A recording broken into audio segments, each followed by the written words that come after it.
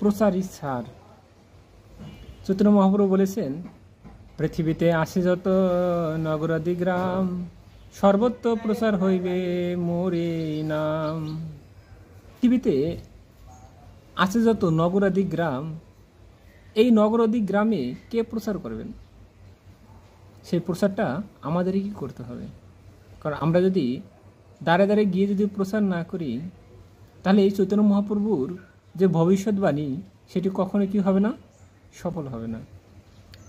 তখন মহাপ্রভু নিত্যানন্দ মহাপ্রভুকে বলছিলেন, শোনো শোনো নিত্যানন্দ, শোনো হরিদাস, সর্বত্র আমার আজ্ঞায় করো প্রকাশ।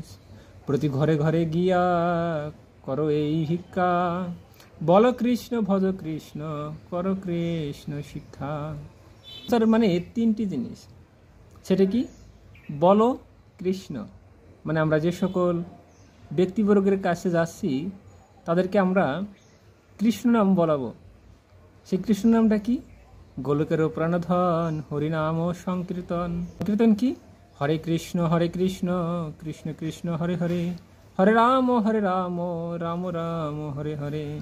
মানে এই হরে কৃষ্ণ মহামন্ত্র ওদেরকে জপ করাতে হবে। আর 2 নম্বরটা হচ্ছে কি? ভজ কৃষ্ণ। ভজ কৃষ্ণ মানে কি?